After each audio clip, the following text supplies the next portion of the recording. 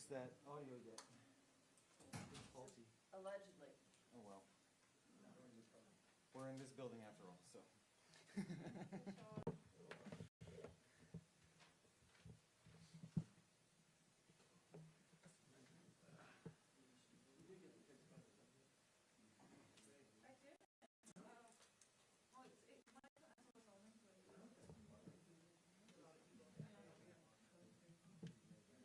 Mic check, mic check.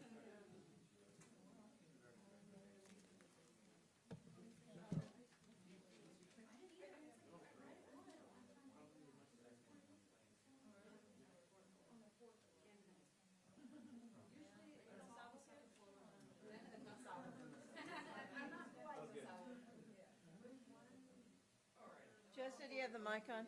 Check. Check. How's that level looking? Okay.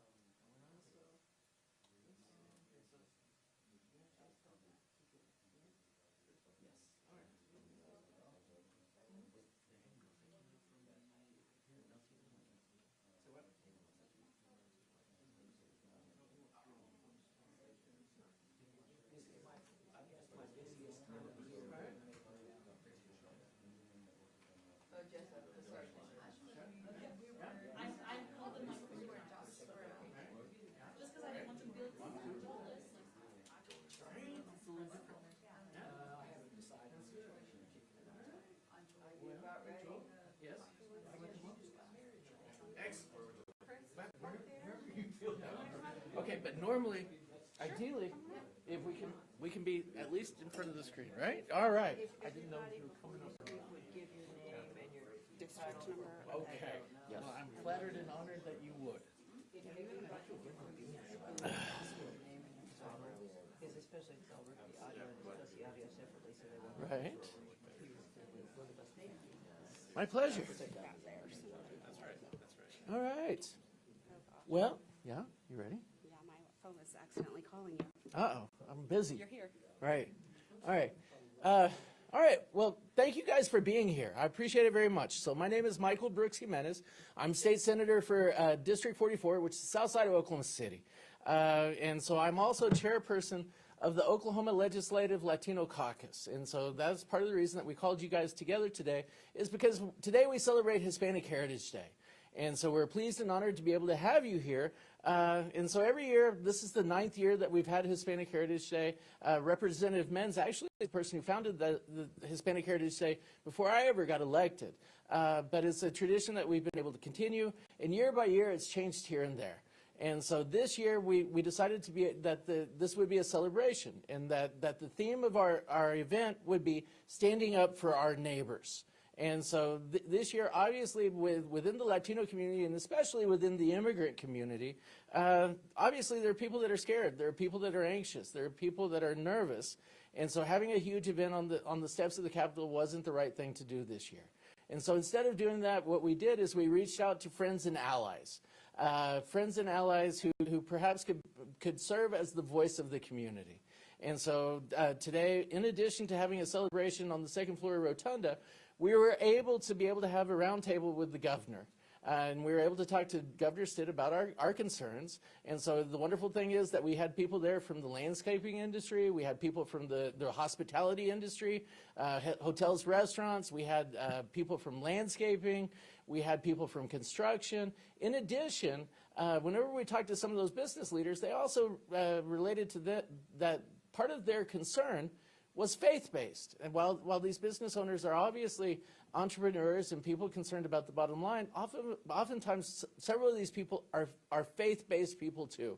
And that there are certain people that weren't able to abide the current enforcement policies and strategies of the federal administration. And so as a result, the event kind of morphed into leaders from the faith-based community as well as leaders from the business community. Because part of the thing that we're concerned about is when you disrupt families, naturally that destabilizes workforce. And if you destabilize workforce, that is not business friendly, and that's definitely not the Oklahoma standard. And so, like I said, we're pleased to be here. Both on my left and my right, we have members of the Latino Caucus. In addition, we have a couple of people that were able to participate in the Governor's Roundtable. And so, like I said, thank you so much for being here. And with that, I will allow Representative Menz to be able to say a few words as well. Thank you, Senator. I am Representative Annie Menz. I represent House District 45, and that's East Norman. And like the Senator said, I am the founder of this event. It started out as a way to welcome the Latino community in Oklahoma to their capital, and to also help with awareness within the legislature that there is a robust Latino community in every single district in the state. And we wanted to provide an opportunity for folks to connect with their elected officials and the people who represent them and serve as their voice here at the Capitol. We did have to get a little bit spicy last year in response to some oppressive legislation, and we heard a very inspiring invocation at the opening of our event today, and the highlights were how important it is to work and pray. That is a big deal in our community, and I know that that is also the Oklahoma way, something that we have in common with every Oklahoman. We prioritize working and praying, and so we will continue to do that work. But whenever we feel like our community is coming under attack, it's up to us to fight back. We will remain prayerful that those remain few and far between. And it's in that spirit that we wanted to go back to our original format for this event and kind of lighten it a little bit and remind people, we are no threat. Our community is no threat. We are your neighbors. We are your friends. We are your coworkers. And so it's so far, we kicked off at 9 a.m. And so the whole day has been beautiful. It's been music and dancing, singing, artwork, food.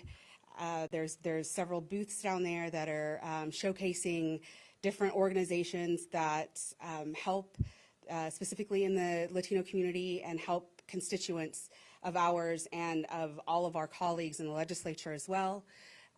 So we're really proud of the event we were able to put together this year, differing from the one last year, and look forward to continuing this event in future years. Thank you. And I'll be saying a few words as well.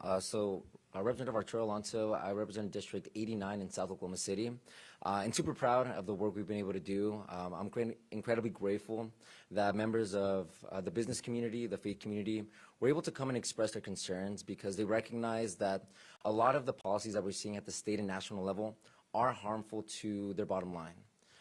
When it comes to business, and when we think about families and disrupting what a family is, separating children from their parents or vice versa, that isn't who we that's not what we should stand for as Oklahomans, because we do have that close tie to the Oklahoma standard: kindness, service, and honor, and making sure that we do the best we can to make sure we push families forward. And I did want to share a few statistics, just given that the immigrant community, the Hispanic community, is huge within the state of Oklahoma. And I think it's always a great reminder to recognize just how big of an impact our community has within the state. Immigrants make up just 7.9% of Oklahoma's workforce, and that's around 151,000 workers. But the impact that they have on so many industries is a lot greater. And I think a lot of the business representatives that came today really expressed that. When we think about agriculture, I mean, that's within animal slaughtering, processing, that's just under 35%, landscaping services, 30%, crop production, 20%, construction, just under 20%, and food service, 14% of the workers. And that's, I mean, in addition to lawyers, engineers, nurses, people within healthcare. And we see such a big workforce shortage in the entire state. And unfortunately, the bills that are pushed forward don't benefit that, don't really help that. They go against what we try to do as a state to make sure that we do have a quality workforce.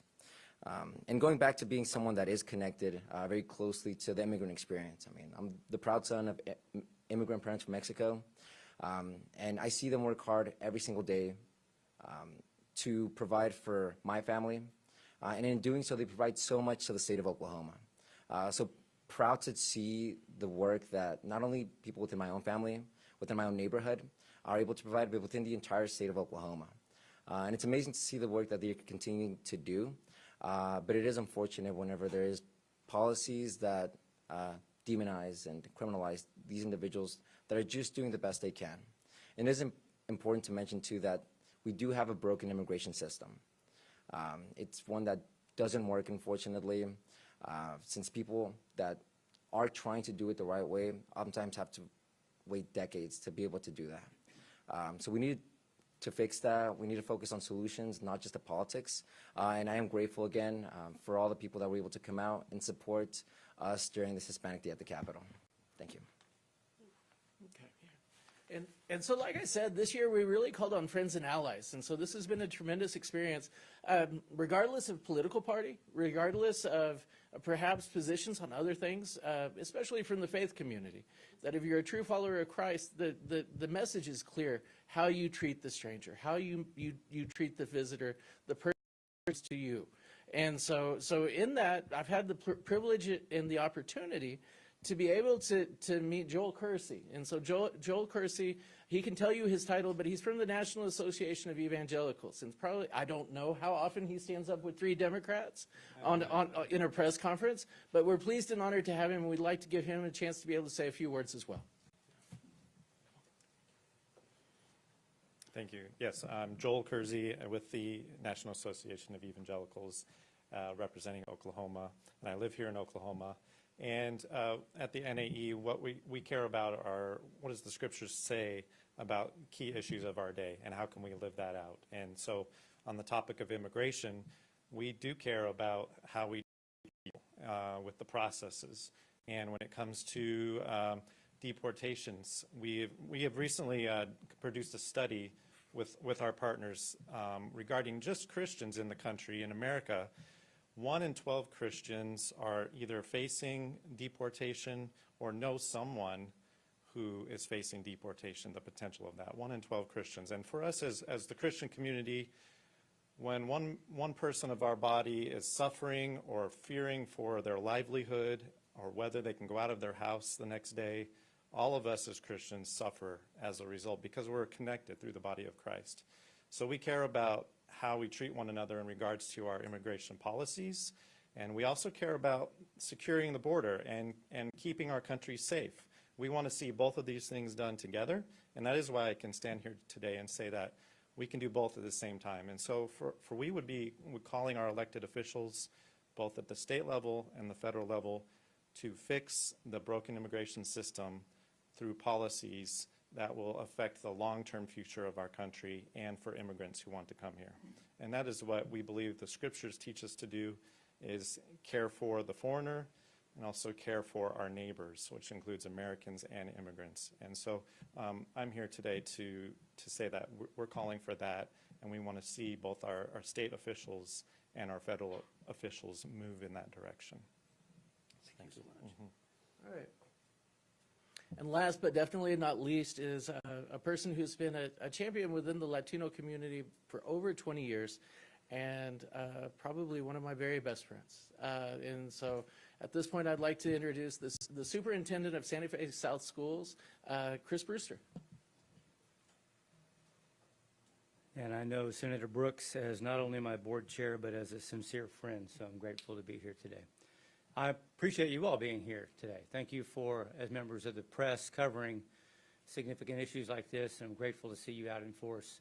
I am known by many as the superintendent of a public charter school. We serve about 5,000 kids in South Oklahoma City. About 97% of those kiddos come from Hispanic families. So the people I get the opportunity to are near and dear to my heart. But I'm also a bivocational pastor. I'm a Southern Baptist pastor of a small church called The Well in Oklahoma City. We actually rent one of the school facilities that Santa Fe South owns. And the small congregation I serve represents traditional Southern Baptist values. We're conservative morally. We're Bible-following Christians who believe that the actions of faith are present in the community of the people that you live among. And so today I want to give you two stories, just an example, to give you an example of what our community is going through right now. About a month ago, one of our children at Santa Fe South went into crisis. He's a fifth grader, one of our middle schoolers, and he was picked up by somebody who wasn't his mother from school. A neighbor came to pick him up, and she said, "Mijo, I have to take you home because your mom got picked up by the authorities." His mom, Honduran, and he had crossed in some port of entry in California several months ago, seeking asylum from the violence in their community, had filed the asylum paperwork as they crossed the border, and made their way, just the two of them, to Oklahoma. She found a place to be, found a job on a roofing crew. This is a young single mom working in a roofing crew, and then enrolled her son in the school she found would take good care of her son. So we've been serving this young man until this day, when he tries to go home and his mom is not there. Had no family in the state except mama. And as mom was at work that day, they were down on a roofing crew in Meeker, Oklahoma, and had gone into a local convenience store to warm up their lunches. And somebody in the store, a clerk, called the local sheriff and had them come in, and the entire crew was picked up, rounded up, and taken into custody. She ended up being held in Tulsa. We're trying to find a way to connect her with her son. Nobody else around. As school officials, I'm anxious about what we do with an 11-year-old boy who has nobody in the state right now, estranged from his father, who happened to be somewhere in the country, but we couldn't locate him, and we just didn't know what to do.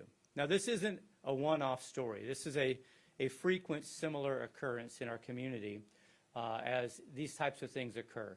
I began to call around trying to find a way to assist this young man and to find a way to get a hold of mom. She eventually found a kind person who would connect the son with the father.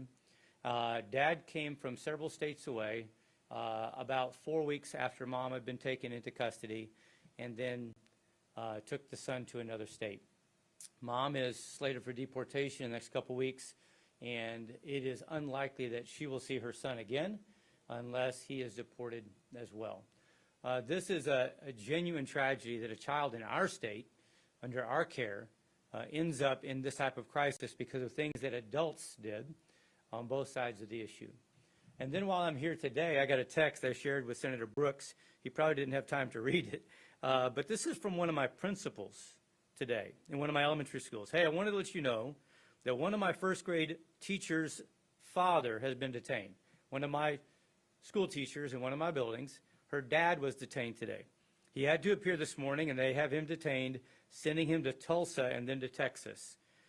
His attorney didn't make it here for the hearing. She was coming later. They didn't think it was going to be a big deal, was told it was a formality. And all of a sudden, now I've got a teacher who is in crisis because her daddy has been detained, and now the children that she serves will feel this effect. This is not an isolated issue, and we have hundreds of these stories in our community. As a conservative Christian, I just don't find, and an American, I don't find this to be tenable, the way that we treat children. Those that have been made in God's image, that they should go through this type of turmoil and tragedy because of what's taking place in our immigration system and how, frankly, we're treating the sojourner in our state.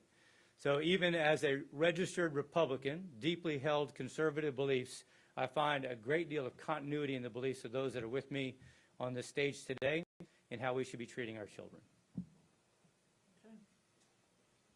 Any questions? Can you speak to your meeting on the governor today? Was he receptive? Absolutely. to what was said? And so since the governor has run for re-election, he has always reached out to the Latino community. And so there's never been a reason to be able to doubt his affection and his affinity for the Latino community. Sometimes I think in this building, as well as nationally, that politics gets in the way of trying to make good policy. And right now, the politics on this is a steamroller. And so as a result, I think the ask, because when you have successful people and you ask them to make time to be able to come to the Capitol, you got to come with an ask. And the governor's time is very important as well. And so just to talk about our feelings is probably not enough. We need to have an ask. And so the ask this morning was that something that the governor is already committed to doing. And all we're asking him to do is to follow through. And so the governor has already publicly stated that he's not going to allow our kids to be bullied. He's not going to allow our kids to be used as pawns in this immigration debate. And so we're asking him just to do everything that he can to be able to ensure that the proposed Department of Education rules asking for immigration status when you enroll your kids, that those don't become final rules. And so that was well received. Governor has continued to be able to maintain that he's committed to making sure those rules do not go into effect. Had business owners who had a chance to be able to talk to him. Kind of like I said, we had people from the restaurant industry. And so one of the CEOs of a large restaurant group here in the state of Oklahoma said he employs over 1,000 people. And that if the current stated objectives of the current federal administration are successful, probably the entire restaurant industry nationally will collapse. And that probably upwards of over half of all restaurants will close just for a lack of workforce. We had people who came and talked from the home building industry, talk about not only are they having trouble because of the current tariffs being able to get materials to build houses, but they need people to be able to put on roofs, to be able to finish concrete, to be able to do some of these other things. And without that workforce, that's another industry that does not go forward. And so again, the governor understands this. He's a businessman. He's had previous businesses before his current business. He understands the importance of labor. We had another person. He's a landscaper. He mentioned he's former military. He's run landscaping companies for the past 18 years, and that as former military, he tried to find American citizens willing or able to be able to work in nurseries and landscaping. He struggled, and unfortunately wasn't able to be able to find the workforce there, and has been able to find it through immigrant labor. And not only has he been able to find the labor that he needed, but they've become like family to him, and that he has expressed, the commitment to the American dream and how important this is. And so overall, I think that the meeting, while it was short, was very, very successful. And again, it was one of those things, it was an opportunity to be able to put the politics aside and talk about people, which is what we need to do more here in this building. Governor did sign a bill to criminalize people without legal status in Oklahoma. Did that come up? And I was wondering if you could elaborate a little bit on how your community feels about that bill and kind of just the environment right now. And so absolutely, you're completely right that there was a bill last year, House Bill 4156, which basically criminalized unlawful occupation, impermissible occupation. I appreciate it. And so immediately when when the bill was passed, a group of nonprofits went ahead and filed a lawsuit, and then the Department of Justice joined in the lawsuit. With the change of administrations and differences in priorities, the new Department of Justice decided to dismiss. And so I think I saw news yesterday that the ACLU and a group of local nonprofits have filed a new lawsuit. And so we are just beginning to get a few inklings of enforcement of this law that was passed last year. So far, we've not been able to confirm a case where a charge was actually filed, although there have been a couple occasions where people have been booked into custody with that charge, although later it seems like the prosecutor may have declined to file the charge. But talking to the governor, I mean, it's a process in this building. These things are, even though relationships aren't transactional, oftentimes the things that happen in this building are. And so we're not looking for a transactional relationship with the governor. We're looking for support. And so the governor has always maintained that the priorities, and I think he mentioned it again this morning in the meeting, his priorities are to be able to look for those are to be able to identify those people who are dangerous to the community, those people who have been convicted of violent crime, those people who have been previously deported, which are the stated goals of ICE, and to be able to affect their deportation, but acknowledges the importance of the immigrant community here in the state of Oklahoma. And how about that immigrant community? What kind of feedback are you getting as an elected official? I mean, it seems like there is a lot of fear in that community. Well, and I think rightfully so. There's a lot of fear. There's a lot of anxiety because there's been an increase in enforcement. There are more people detained now than a couple months ago. And so that was part of the reason. Like I said, last year we had a rally on the steps of the Capitol. We had 5,000 people. Of those 5,000 people, 3,500 of those people came into the building. And we're actually able to send a message to the governor and talk to their representative or their senator. This year, that's not a possibility. And so again, that's why we call on friends and allies to be able to step into the breach and to stand up with us, to be able to talk about what's right. You guys say you want to fix a broken immigration system. How exactly do you want to tackle that? Would it be doing away with things like HB 4156? Well, I think, yes, to be able to repeal 4156 would be helpful. But it's, I mean, for people who are dedicated to making good policy, I don't think it's difficult to be able to identify what needs to happen to be able to fix immigration. Number one, you have to be able to secure the border. Number two, you need to be able to create a workable guest worker program for those industries that need workers. And that's, again, that was one of the things that I discussed with a couple of the businessmen that were here this morning. There was one that builds swimming pools. There's another one who was a landscaper. They talked about the current guest worker program and how it's unreliable. There's a cap, and basically it's a lottery to find out whether or not you get your workers or not. And so that's no way to run a business, is to plan your workforce based on a lottery and whether or not you get your worker or not.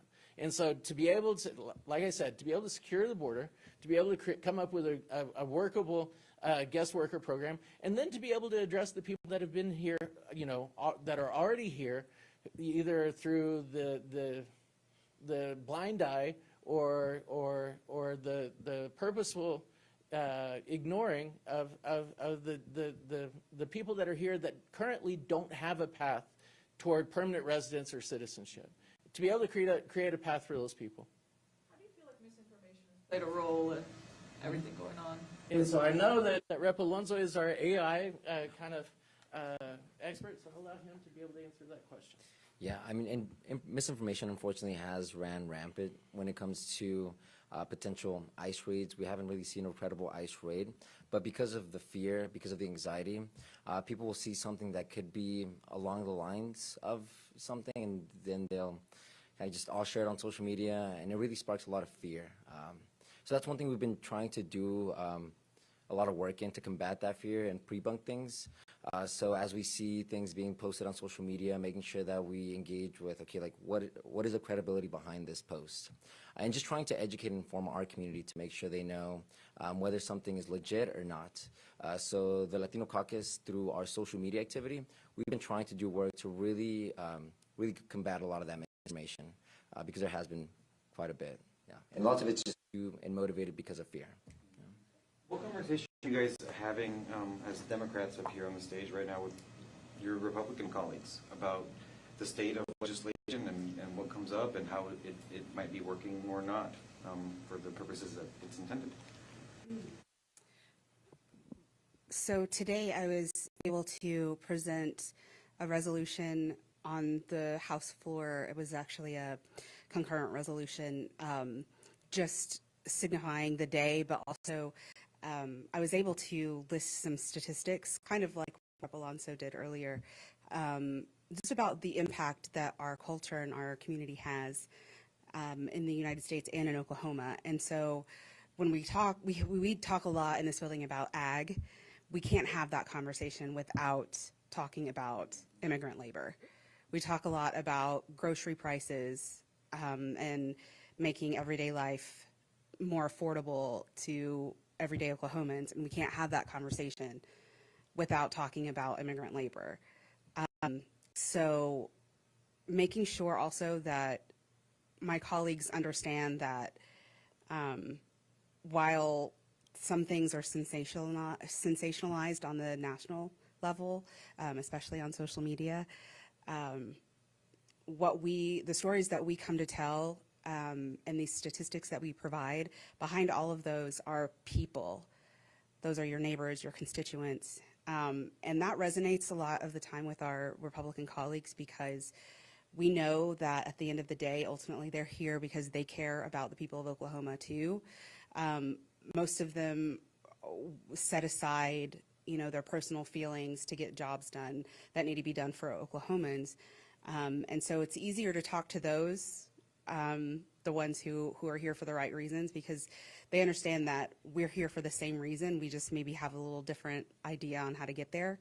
But whenever you frame it to them using stories, that seems to be the most impactful. You just strip away the social media and the memes and the podcasts and all of that, and you just have a conversation face to face and tell a story about a constituent or a neighbor, like the ones that Mr. Brewster told earlier. It resonates. So it's helpful to continue sharing those as needed and as comfortable, because that's what really, I think, moves the needle here. Bills that you and the Latino community are most concerned about that are still moving through the process? I know the House advanced a bill, I want to say last week, that requires commercial drivers to have a proficiency in English. Anything to that effect? Yeah, no, I mean, there was quite a different bills like the one you mentioned. And that one came just very abruptly. It was a shuck bill that came into our oversight committee. And it took a little bit to understand what the real implications of that bill would be. But it is going into that same narrative of fear of the foreigner, essentially, fear of someone that's different, that might look different or talk different. It was pushed by a conservative-leaning trucking group that only really focuses on anti-immigrant rhetoric and sentiment, which is unfortunate because one of the first things I did whenever I saw that bill was reach out to our Oklahoma Trucking Association. I was like, hey, do y'all know much about this bill? They hadn't known much about it at the time. They weren't really pushing for it or against it. But it just continues that narrative of criminalizing and trying to add barriers to people that are just trying to, be in the workforce.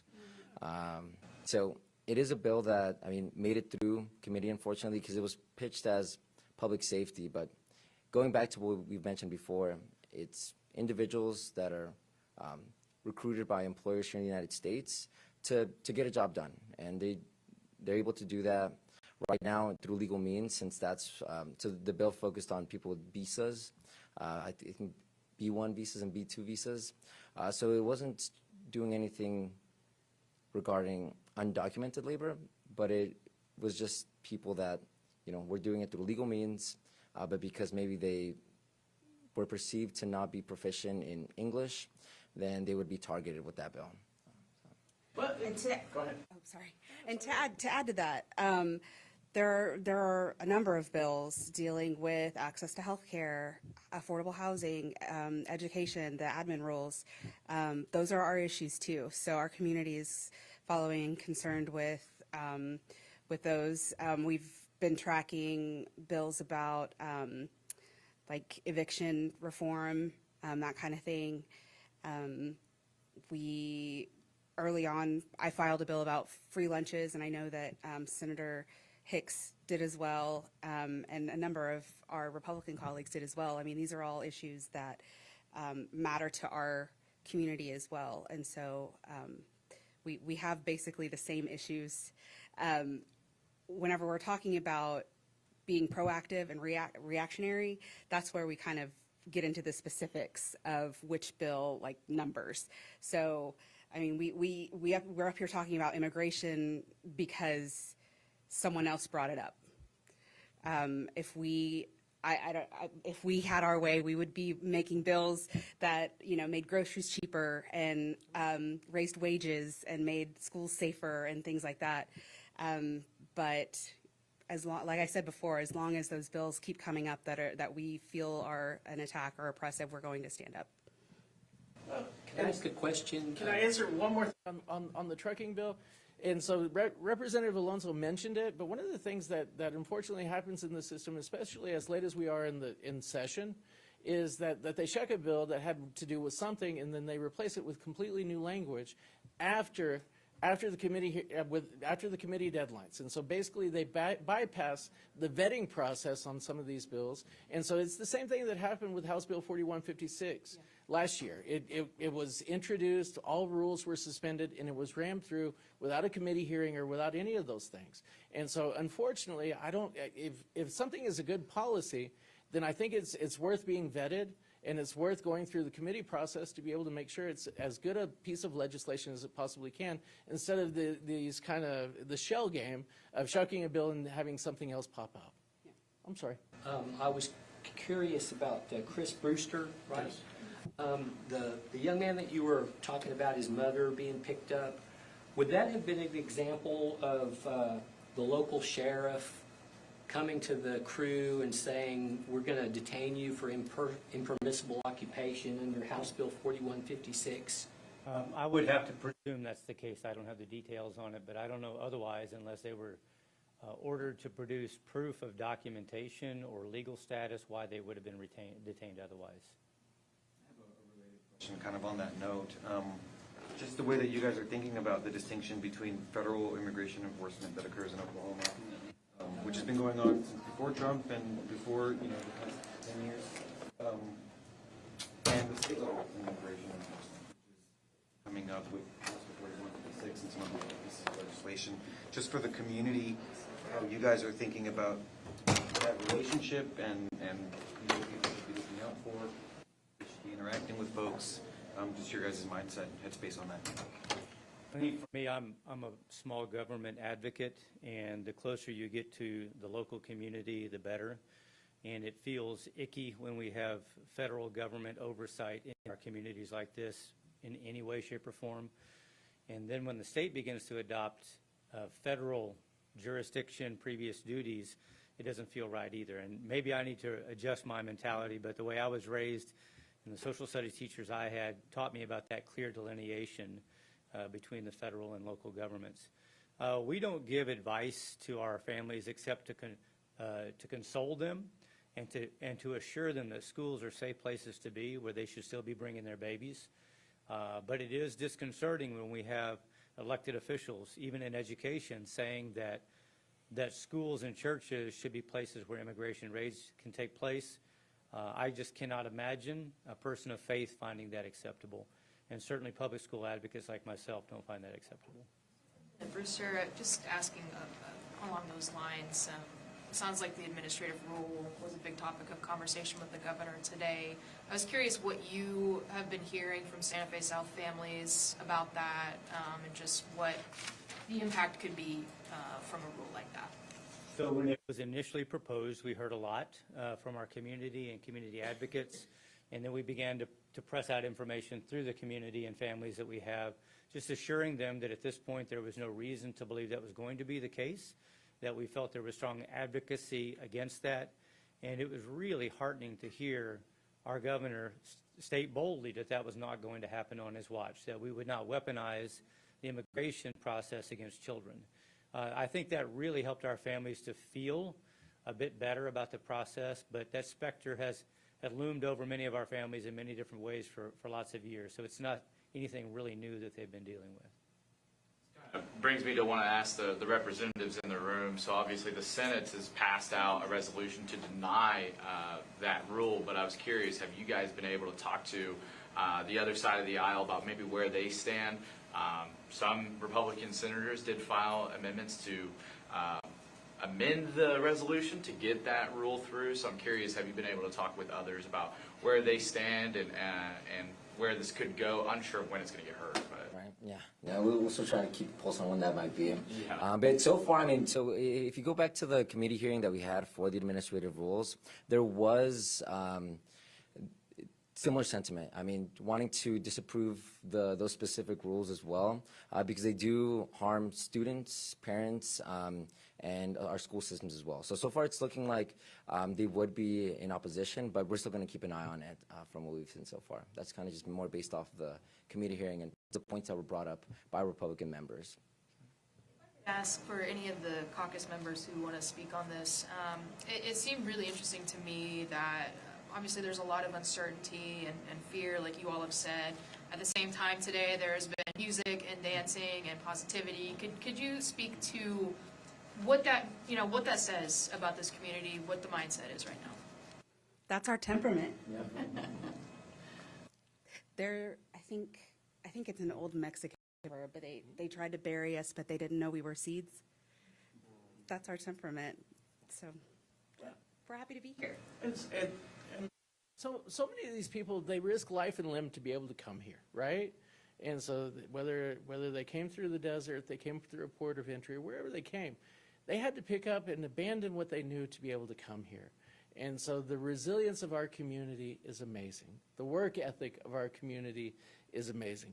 The faith and the hope of our community is amazing. And so I mean, I'm not surprised. And again, even though times are tough, we thought that to be able to bring our culture back into the building and to be able to celebrate some of those legislative victories this year, and also to be able to extend a hand to maybe some of those representatives or senators who may not, or who may have a distorted view of who our community is. You know, to be able to be able to share those things, to be able to ideally to be able to begin a discussion. I have to tell you that there's been a couple of my colleagues that I was pleasantly surprised by their willingness to be able to stand up and not let politics get in the way of doing what's right for Oklahomans. Anything else? All right. Thank you guys.